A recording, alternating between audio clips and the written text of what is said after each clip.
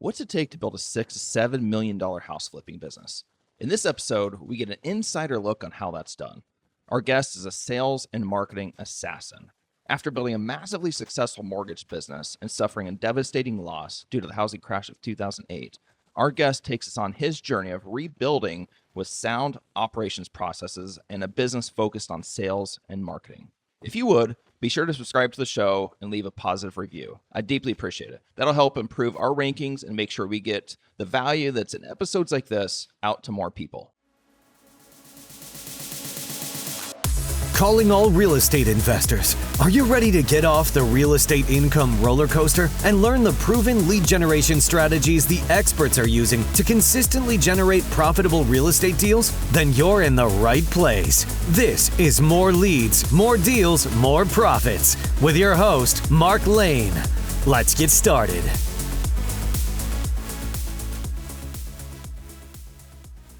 All right, what's going on? Welcome back. I'm super excited for this episode. I've got a old friend, good friend, Billy Avaro. He's, in my opinion, I don't know, maybe one of the best in the country when it comes to, running just a really tight ship, a tight organization. Anytime I've seen him give a presentation or heard him, he always seems to have his stuff together. Really has it dialed in when it comes to lead generation. So I think this will be a fantastic episode to really shed some light on what an operation looks like running at a higher level. So Billy, thank you so much for being on the show and welcome. Mark, you look great, by the way. I can see your health is really dialing back in. So congratulations on your progress with that. You look fantastic. Thank you. Appreciate it. All right. So Billy, tell us a little bit about, just give us a brief glimpse of your backstory. So, I've heard it before of kind of like going from the mortgage broker and how devastating of a, turnaround situation that was. Give us just a little bit of an outlook of that and then kind of how you transitioned into, the real estate investing side.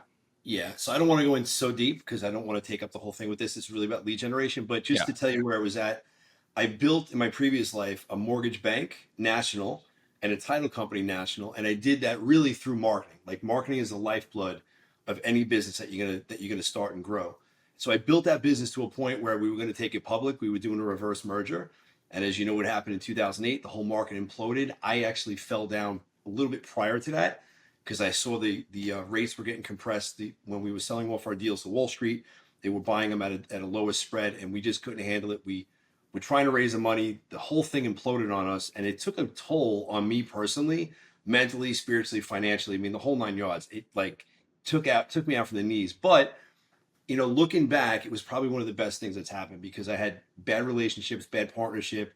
It really got me away from those that I really weren't serving me and I wasn't serving them at the best level. Right. But I looked at getting into this business and I've always been in real estate, but never did it at this level. And I said, if I'm going to get into this, I'm just going to utilize what I've done in the mortgage company, which was really based off of marketing. Everything is S&M, right? Sales and marketing. If you don't have good sales and marketing organization, you don't have anything. You also have to have an operational process, which I lacked in the mortgage company, which I brought into this company to make sure that you have a sound foundation of operational functions properly. Because if you generate leads and you can close leads, but you don't have a sound operation inside your business, a sound foundation, you can implode. And that's what happened with me with the mortgage industry. Right. And so, I went from over $46 million a year in revenue, $1 billion a year in loan volume to overnight bankrupt, flat broke, and like trying to pick myself up saying, what in the hell am I going to do? And it took me quite some time. It wasn't overnight. It took me time to unwind that business and get my head out of my ass. Yeah. And when I did, I got into this market when the market was probably one of the worst times to get in because the mortgage meltdown happened. The implosion happened. And as everybody was running away from the fire, I looked at it and I saw opportunities and I saw REO foreclosures and I saw short sales. And I said, this is what I'm going to start to master and get into it. So I got in when everybody drove out. And I didn't come into this thing to get super wealthy overnight. I did it to build wealth over time. I did my mortgage company to get wealth quick and it grew and crumbled really quick. I've been in business now going on 18 years and it's just a consistent, everyday plug in, plug out, methodical process. Everybody makes it sound all beautiful and it's the best industry ever. And it is, but it takes work, it takes time, it takes dedication. And I think that's such a good point, especially, talking about, not wanting to get rich overnight. Like, of course, we all want to, but not having the expectation of that, rather than going into it with a long term plan. And I think that there's so much. One of the things we kind of talk about in this podcast is, a lot of the gurus, experts, and marketing and all that kind of stuff that's out there right now it's got the allure of that get rich quick scheme. And we can make some phenomenal paydays in this business. There's no doubt about that. But having that long-term plan of saying, this is a 20 to 30 year business for me. It's not a 1 to 3 year business. So it's a great point. Yeah, and there's a lot of guys out there that the gurus, they sell the sizzle, and that's what they have to do in order to grow their information marketing business. Yeah. But the truth of the matter is, look, you could wholesale and you can make a great living, $500,000 a year, pretty quick.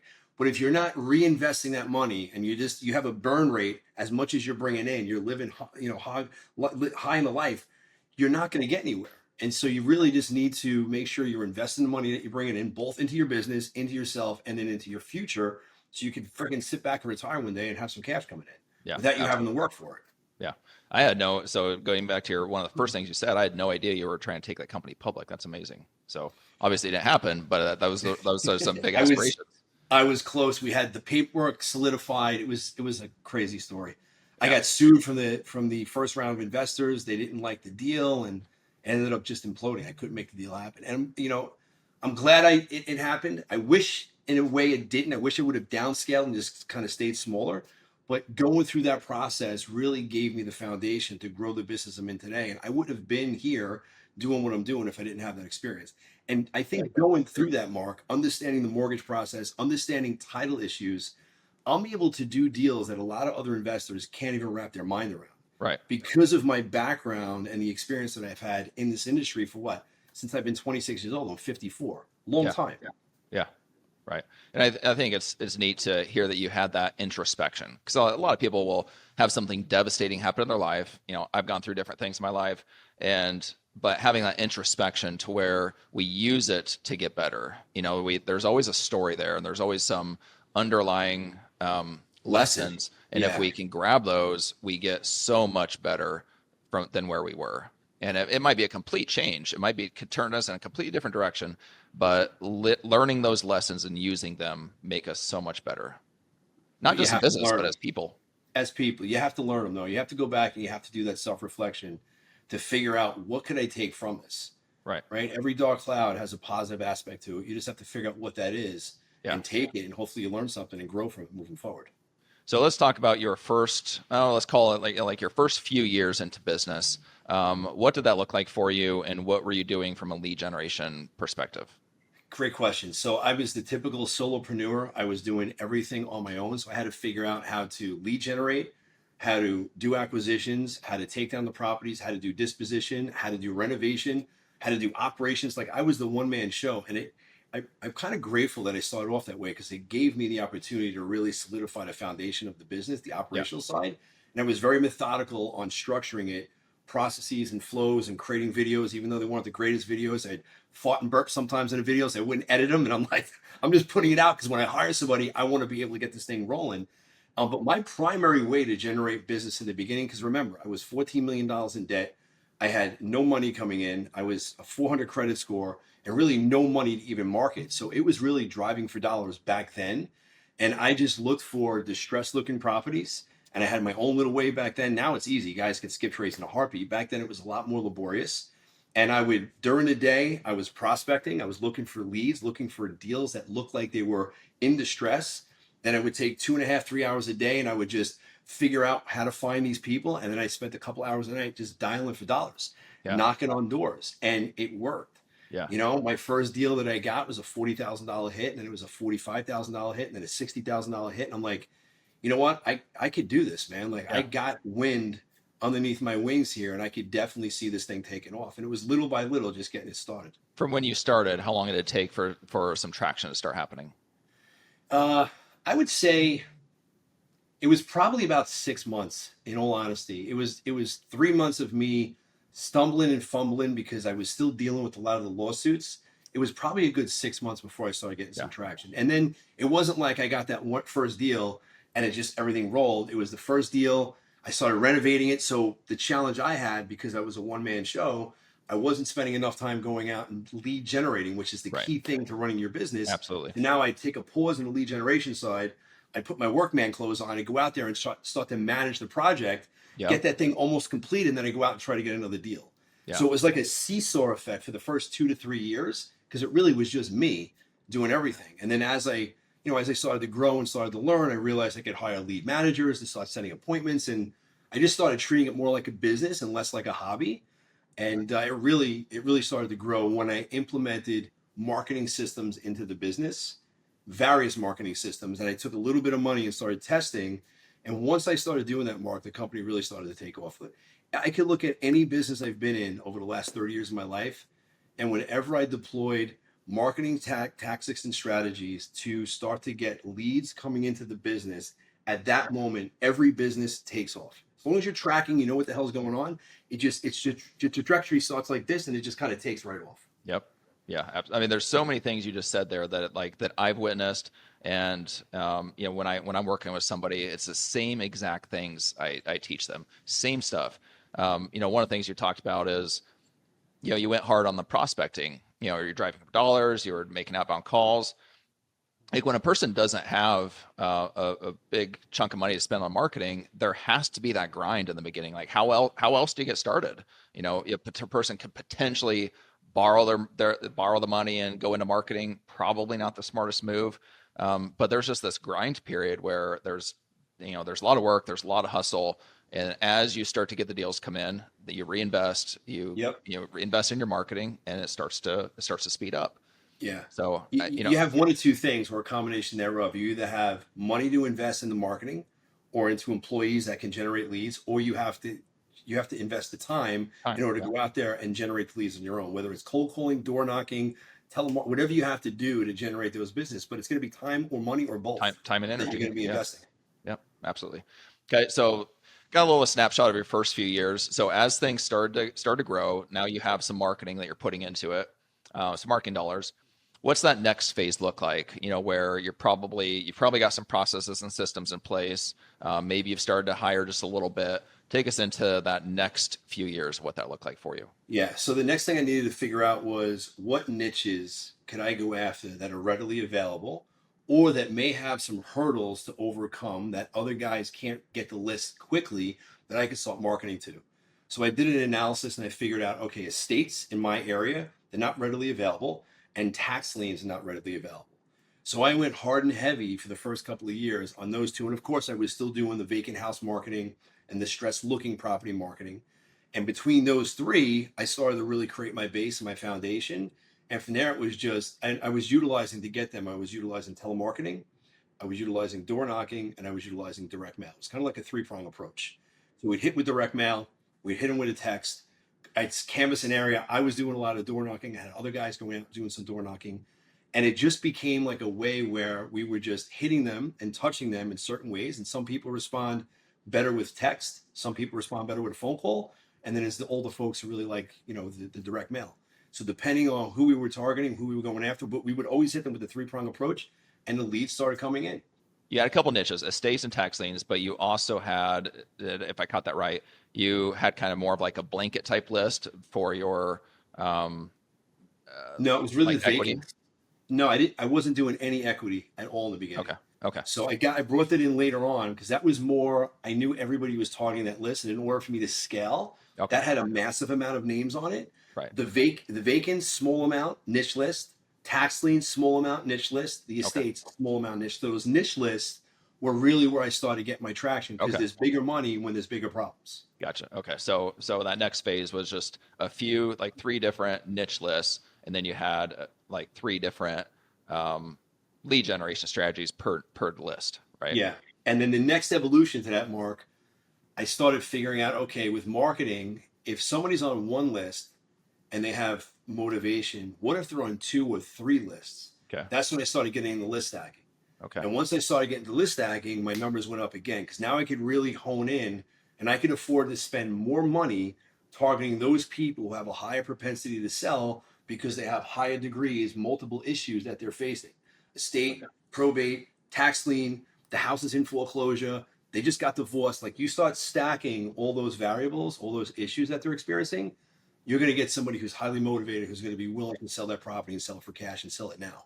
Yeah, and That's and the that next type of stage. seller is not so much. They're not usually somebody that's trying to bring out 10 different people to get a bunch of bids. They're somebody that like wants to sell now. So you get in front Correct. of them and you answer their problem, you're going to get that deal. Good And majority you, of the you time. nailed it. This is all about solving somebody's problem with a high ethical altitude. Like you want to make sure you're handling them sophisticated, 100% transparent. You're giving them the highest level of service. You don't bullshit the clients. I mandate all my guys in the office that they record every conversation, not just over the phone, but when they go face to face, because I never want my team to be accused of doing something against this seller. And sellers, look, sometimes they go sideways, but luckily for us, we have the recordings and it just helps build the case. And if somebody really doesn't want to sell and they're trying to get out and they're 65 years old, 70, I'm not going to force somebody to sell a house, but I'll have them sign something saying, hey, we do have a valid contract. If you're going to sell within the next 24 months, you're going to sell to us for this number. But if you really want to stay in your house, we're not going to throw you out. That's not what we're here to do. But if you say somebody, is offering the $2,500 more, we have a valid contract. We're going to stick with it. Yeah. And that those recordings keep everybody just on the same level playing field, and it keeps our officers inside the organization just with a high level of integrity. Okay, so there's a couple things I want to break down here. So the recorded calls. So I think that's a phenomenal idea for quality control as well as just kind of covering your basis. How do you go about getting those either the calls or those conversations recorded? So they wear these watches that we got them, and when they go into the phone call, into the actual meeting, they just hit record on their watch. Some of the guys just do it on their cell phone, and they just start hitting record. And they say, "Hey, this is just for compliance purposes," and everything's on the same page. Everybody's on the same page. Everybody knows it's being done, and the sellers then can't accuse us of doing anything. And my acquisitions people, none of them, thank God, they're all good because we put them through a whole process in order to bring them in, but they can't say one thing to a seller and then do something else. It just keeps them honest, and it keeps our name. So watches, wow, I've never heard of that. That's awesome. I'll have to look into that. Are you okay sharing what those are called, or? I could send them over. It's been so many years ago since I implemented this. My sales guy manages it now, but I can get you the name and send you over the link for sure. Cool. That'd be awesome. So, and then the list stacking. So I've heard of this. I've never personally done it. Can you walk us a little bit deeper into list stacking, what that looks like?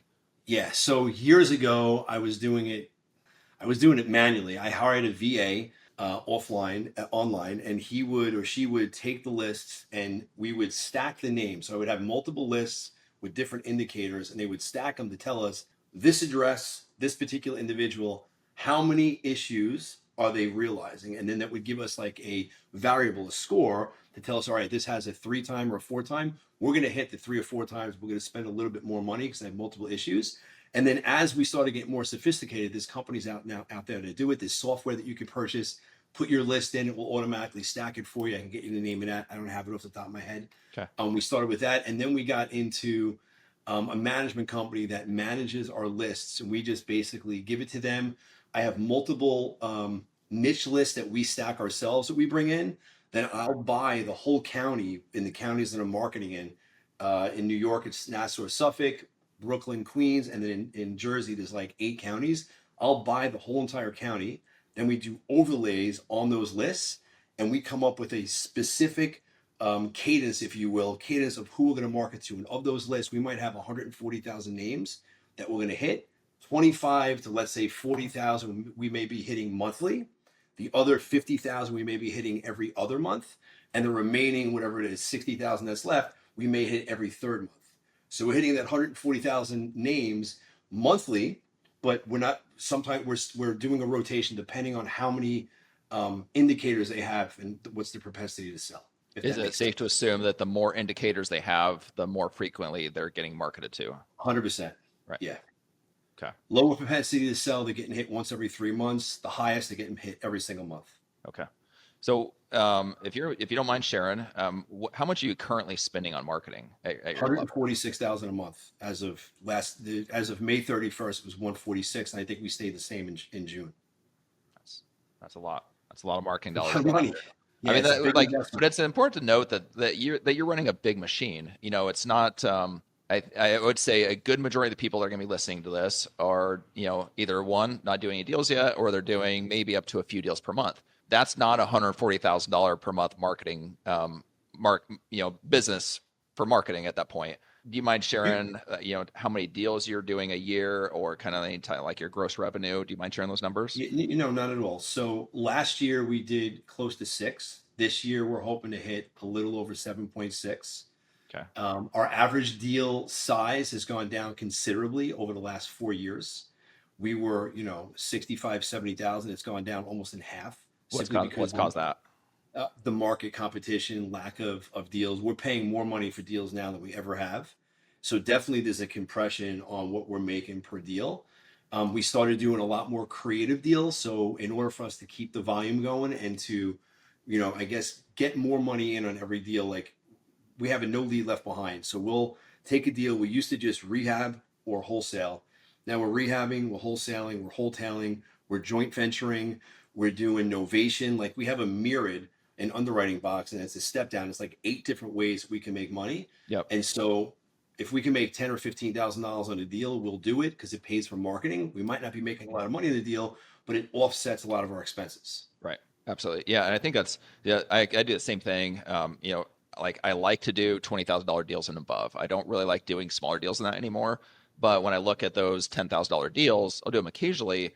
But sometimes, like I'm not spending near as much on marketing as you are, but even still those deals cover the marketing costs. And so when I look at that, I'm like, okay, so when we get those big 20, 30, 40, $50,000 deals, those are home runs because our marketing's already paid for, from those smaller deals. We consider a home run 6 digits or higher. So 100,000 or plus. That is a home run. Yeah. It's a home run. And we get, the first 6 months, first 5 months of this year, we've gotten so far 11 deals that have been 100,000 or more that we brought in. So, and some of them, more than half, were actually wholesale. Yeah. Which is incredible. So I'm not good enough with math to figure this out, but at 146,000 per month, figuring, let's just say I think you said this year's 7.6. Yeah. What's that ratio of like how 5. much So your we're revenue? looking at, on average, we want a bare minimum of 3 to 1 on our marketing ratio. Okay. But we're getting almost 5, about Okay. 4.65. And then we have a bunch of referrals that come in, which honestly, the cheapest form of marketing is mouth to mouth marketing. If you're going to go out, you have to tell everybody what you do. We launched a program. We're getting quite a few deals in from realtors and other wholesalers. And so we launched that in January. So I think that's going to take us over the edge this year because the cost is very low. Our cost per deal is extremely low, and it's really it's not taking anything but time in order to market. The marketing budget's emails and text. It's not a lot. One thing I'm hearing by listening to you, and I knew this going into this interview, is that your business. I've unfortunately had some conversations with other people, not on this podcast, but just outside of it, that have relatively good revenue numbers, but they don't know anything about what's going on in their business. They've got their management in place where they think their management knows it all, and they don't know their business at all. And consequently, those people generally seem to have very low net numbers. It's like they build this machine, they put the people in place that supposedly know what's going on, but they don't know their business at all. Whereas, and I knew this about you, where you've got your numbers dialed down, like them off, like at the top of your head. Yeah, I think, if you're not making at least 33, 35% net, and that's low, but when you have an operation this size, you're going to have expenses that's going to eat it up. I strive for that number. And if I can maintain that number, great. And I know by bringing in the referral side of the business, that net income number is going to go up substantially because it's all free cash coming in, literally free money coming in. There's no marketing expense. I don't really have too many expenses when it comes down to paying overhead for the company with it. It's just right down to the bottom line. So you said 33 to 35% net is what you shoot for? Yeah. Do you feel like when I was small though, when I had a small company, I was at 70% net. I mean, I was making a shit ton, 70, 75, because I had no employees. So, it's not all what it's cut out to be. If you're a small guy and let's just say you're making $500,000 a year top line gross, but you're netting 375 and you're like, man, I wish I was making more. That's a good net number for really what good you're living. getting off the gross, right? It's a great living. You can go up to $1 million and still make that same 375. That sucks. But it sucks if you're still in it. Like, I'm not in my business anymore. If I was in the day-to-day and I had to do sales and marketing and operations and do the rehabs, and I was only making 35%, I'd be like, this sucks. But to be a business owner, be able to have free time, quality of life, do what I want to do, go to Puerto Rico for 6 weeks out of the year. I'm willing to do that because I have more time now to invest in other ventures. I Right. could take the money, invest in other ventures, and I just have my time, my life. Right. At 54 years old, I don't want to be grinding Yeah. 75 hours a week anymore. When I was young, I did it all day long. Now I have to be smart about my time and Right. where I invest it. Yeah, I had just posted something on my Facebook page about this very recently, about how, as a one man show, like depending on your market, potentially make over a few hundred thousand, but a few hundred thousand as a one man show, I would say is probably about maxing out. Unless Two you're to in a three market hundred where you have thousand, you some, could do it. unless you have in a market where you got some really good margins. But as a two man show, yeah, you could be, 500,000 to, maybe upwards, maybe higher than that, maybe closer to 1 million. But then you're still maxed out because you're still doing a lot of it. And then I feel like there's that gray period where you go beyond that and you start hiring, two, three, four, five people, all the way up to a team of, I don't know, 15, 20. I've heard of teams, that size or bigger, where it can get really hard to make money in that range because your costs get so high. Yep. But then there's also the experts like yourself that really get it dialed in, and you're making a killing and you have your time back. So maybe shed a little bit of light on what you feel took you to that level, to where you're not just a big team, but you're also a big team that's highly profitable, and you were able to, get your time back, and you're not in the operations all the time. What do you feel like sets you apart compared to what you've seen out there? So I don't know about what sets us apart, but I do know that in order to build a company, when I post on the internet, I'm on social media, and I sometimes post about deals. People are like, "Oh, you're crushing it," and I have to correct them. There's no I'm crushing it. My fucking team is crushing it. Mm-hmm. I've designed and built a really good team. I hand selected these people that come into this organization. And unlike, 85% where I bring a person in or my team brings somebody in, they're good, they're going to stick. Every once in a while, we get a bad apple, we got to get them out. And the key point, you get somebody in this organization, treat them well, treat them with respect, pay them well, bring them in as part of the family. And if they're not producing and they're not pulling their weight, but they have the right core values, train the shit out of them. But if they still can't get them out quick. And on the flip side, if you have somebody that comes in and is a rock star, but their values are not a match, they're a poison apple, get rid of them fucking ASAP. I have a situation I'm dealing with. I'm exiting somebody, simply for that matter. Good individual, but core value wise, not for us. And so I think the people is the first foundation. Without quality people, you're never going to build a good business. Quality people who could have an understanding of what the criteria is in the business, but could also run autonomously. I don't want somebody who's going to come to me for everything, whether it's manager or my manager's employees, their direct reports, for every little situation. You got to get them to start thinking. So I give a large amount of just free time to people to let them make mistakes. And I want them to make mistakes because that's what they're going to learn. I can't babysit and make every decision for them. So first and foremost, the people. And then what I learned from my last business is the process, the systems. I built a sales and marketing organization with the mortgage business, and we grew quickly, super quick, but my operational systems couldn't handle it. They were non-existent. They were very dysfunctional. Every individual processor, not an actually individual, and an underwriter was doing things a little bit different. And because of that, every deal came out a little bit different. Everything, there was no systematic McDonald's way of getting it done. So growing this business, people first, processes and systems second. You get both of those right, your profits are just going to soar if you're doing things right. Now, look, you also have to have good financial systems. Like I didn't have a CFO when I first started this business, nor do I think you need a full-time CFO. I have a fractional CFO. I pay him $60,000 a year, but he is worth his weight in gold because I'm able now to sit back every other Wednesday and have a financial dashboard to look at where I'm at, what's my budget for the year, where am I month to date, year to date, income wise, overhead wise, net profit wise, what decisions do we have to make? And like, it will allow you to make the right decisions and it will allow you to identify things that are going wrong. A year and a half ago, we had some things that were going wrong. I took on way too many rehabs too quick. And what that does, it gives you long-term healthy profits if you're buying them right. But in the short term, what does it do? It eats up your cash flow. So I had a major cash crunch for like 6 months because got too aggressive, didn't follow my plan. So all these deals, I'm like, man, we can make another 80,000 if we renovate this thing, not realizing my cash flow is going to take an impact.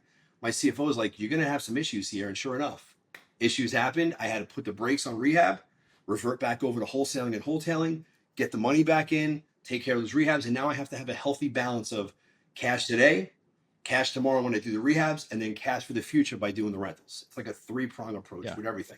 But you learned that they had the eyes for it before you did, and so that probably helped you now have some trust in them that they have that foresight to see the problems, maybe before you do. Definitely. And they look, I do a 1 day operational meeting with the whole team, and I'm on there for like 2.5 hours going through every deal. And I might only be involved really 15 minutes out of the 2.5 hours where they really just need my brain power. And this super high level shit that I know they just don't have the experience. My background, banking, owning a title company, I could see issues and how to clear them up pretty quick. And in those calls, when something happens, I'll train them because they don't know anything about it. I'll train them of how to do it, and they're great. The one girl who's in my operational team now, she'll spreadsheet everything out. When that issue comes up again, I'm like, think about it. We went over this 2 months ago. How did you handle it? And she goes back. She's like, I remember. This is how to do it. Now she's learning. Now, like I get very rarely do I get a phone call or a text from the person who's running my operational team because she's on top of her game. And this was a girl, by the way, she's only been with me for a year. She had no experience with mortgages, with real estate, didn't know what a note or a mortgage was, didn't know what a title report was, had no idea about this business. Within 6 months, because of our systems, got her trained up. She's soaring. Quality person, right seat, right personality, and she just has the business acumen to actually take this thing and soak it up and just soar. She's really doing well. I'm sure that you're paying fair or beyond. Is there anything else you felt that is works in your favor as far as retaining good talent? Look, you have to find out what gets everybody to take. Sometimes it's not always money. Sometimes it's recognition. And you just have to know the personality type that you're bringing in, what is going to get them to stick and what's going to get them to click. And if you figure that out, and there's personality profiles that you can get to test them up front, you have the predictive index, you have a couple of the other ones that are out there. If you leverage that, it's going to give you some insights as to how they think and how they operate and what gets them motivated. And look, we have, once every quarter, we have our corporate meeting. We're a virtual company, so we do it all virtual, and we recognize the talent. We have recognized every single person who did something that matched our values. Our one core value out of the four is whatever it takes. Like we recognize people who done whatever it took to help the company, and we recognize, we give them belts and awards and stuff like that goes a long way. And of course, you have to pay them well. You can't underpay. You have to pay them really well and show them you appreciate them. But there's a whole bunch of other things you could do as well. Right. Awesome. What's the next step for you? What's, being a true business owner, meaning you're not really in the day-to-day anymore. You're not in hustle mode anymore. What's the next step for you? What's in your path? Mark, I got a couple of things up my sleeve that I honestly don't want to talk about just yet in the podcast. It's all right. I do have some things that I'm cooking. Yeah. And I know it's going to be probably, when I get into it, it's going to be another 3 to 5 year grind. Right. Because it's going to be a new thing that I'm starting, and that's just the way it is. Yeah. It's going to be a little bit of an easier grind because I have money behind me now that I can deploy and put into this thing. But yeah, I think you're going to see a Billy Alvaro that's going to come out in a different way that's going to make a major impact. That's awesome. I'm excited for that. I was kind of asking just because I didn't know if you were starting to lay back a little bit more or if you were just looking forward to the next thing.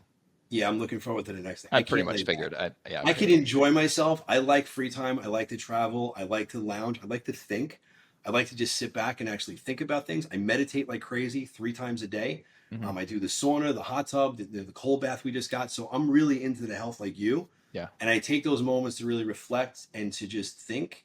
And I have a lot of things that are going through my head. I haven't made a move in 2 years with, I've been focusing on the business. It's nice. It's steady. It's continuously growing. Mm-hmm. But I have some other things that I want to contribute and give back to life. So I'm excited about it. I think it's neat when we hit that stage, and it doesn't always necessarily matter when it comes to success, but once we just hit a different level of wanting to give back to the world, in a different way. And we generally keep getting more successful with each different stage. But our contribution gets bigger. And so I love being able to talk to people like you because I know that's how you're thinking. Appreciate that. All right, so we're about to end it, but I want to go through a few questions. So we call this the lightning lead round. Okay, so I'm gonna rattle off a handful of questions. You answer them, then we're gonna switch off. All right. So digital or traditional? Quick, pick your preferred lead generation medium. Got to do a combination. All right. Not You one of have them. to. In this day and age, you have to. You're going to hit both. My old people go for the traditional. My young people are going for the digital. Yep, I would say that's true. All right. Favorite tool? What's one lead generation tool you can't live or work without? For us, honestly, it's Podio. I mean, our whole entire business is run off the CRM. We customize the shit out of it. If we didn't have that, we would not be in business. Okay. We're going to lead up to and get into Salesforce, but I'm not there yet. Okay. Best book. Which book on marketing or sales do you think every real estate investor should read? So you know what? So the basis of marketing, when I got heavily into marketing, was Dan Kennedy, and I think anybody who reads and I digest anything Dan Kennedy is going to get to the next level. He is a completely different from a branding marketing. He's a direct response marketer. Hardcore, teaches you how to get responses in, teach you how to make money. So Dan Kennedy all the way. Anything Dan Kennedy. There you go. All right. Number one metric. What's the top metric you track for lead generation campaigns? So for lead generation, right, it's going to be net leads for us. I would have to say it would be net leads. Not the total responses for direct mail, because we'll get, sometimes up to 0.75% response rate, but half of those may be like, F you, take me off your list. Yeah. So for us, it's net lead. And then from there, it's how many appointments, how many conversions, how many contracts, but net leads would be the first indicator that we look at. That's the first domino that knocks everything else down. That's the one that if it's red, we know for 2 or 3 weeks in a row, we know we're going to have an issue the next month or two with contracts coming in. A quick win. What's one quick win our listeners can implement today for better lead generation? Just get started. If you're a newbie and you're out there and you're like, I have no money, well, guess what? You're going to have to start investing some time. And if you have 3 or 4 hours at night, if you're working 12 hours a day, you're going to have to carve out 3 or 4 hours. You're going to have to drive for dollars. You're going to have to get one of these tools that are inexpensive, $40, $50, $60, to do virtual driving for dollars, and then start making phone calls. If you're fortunate enough to have some cash, invest in something. Any marketing works. You just need to test it and see if it works in your area, because not every marketing works for every type of niche you're going after and for every area that you're in. But marketing works, period. Right. Exactly. Personal touch or automation? Which do you lean on more for lead gen? God, at this point, it's automation. In the beginning, it was personal touch. Perfect. Most overrated trend. What lead generation trend is currently overhyped? What trend is overhyped? I mean, it's not anymore, but it was the texting was overhyped for a while, and then it just got blown out of the water. I don't know what's overhyped right now, to be honest with you. Everything we're doing, the 3 or 4 we're doing is working. I don't know if there's anything else that's overhyped. I don't know. All right. Underrated. Do you feel like there's anything that's underrated? I think direct mail is underrated. I think it's underrated. I think in a lot of different areas it's working and working well. Yeah. So yeah, I think direct mail is underrated. Yeah, it's always been our staple, our number one. But like this year, we took 3 years off, or 3 or 4 years off of PPC, because we just couldn't find any good providers, and we finally found one, and now it's just killing for us. I mean, it's producing far better than our direct mail is now. Crazy. And it's cyclical, right? So you have to just watch your KPIs, because it was killing it for us for a long time. Yeah. And then all of a sudden, our 10-to-1 returns went down to 5-to-1, the 4-to-1, the 3-to-1. Before we knew it, we were trading dollars for leads, and we were getting no money. I'm like, kill it. And like you, we came back 3 years later and it actually started kicking in again. Yeah, we've seen ours just keep increasing. Last month we had a 19-to-1. It was pretty bizarre. Wow, that's insane. Yeah. One big no-no. What's one lead generation mistake to avoid at all costs? Not responding to somebody who actually picked up the phone and called you, or filled out a lead on your website. Like, leads are gold. Treat them as such. We just closed on a deal last week, and so this lady was local.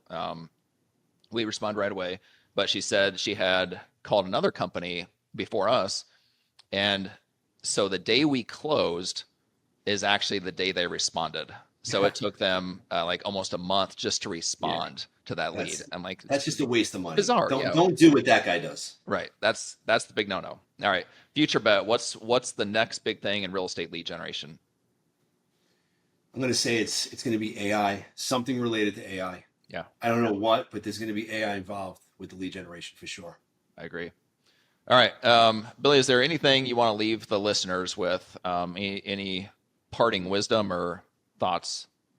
Listen, if you're starting out, don't be afraid. Get started. Start now. If you're starting to grow your business, just know that you have to dial in your KPIs and understand people. And if you're starting to scale, make sure you keep an eyeball on your cash, because cash is king. Mm-hmm. Absolutely. All right, man. Thank you so much for being on the show. Appreciate so much, so many good nuggets. I hope everybody really gets out a pen and paper and jots all this stuff down, because so much good information. Cool, bro. My pleasure. All right. Okay. Take care. Thank you. This episode is over, but we're not done here. For tons more actionable advice, be sure to subscribe to the podcast so you never miss an episode. Ready to get help from Mark directly? Visit marklaneeducation.com to schedule a consultation and kickstart your lead generation strategies right away. We'll see you next time on More Leads, More Deals, More Profits with Mark Lane.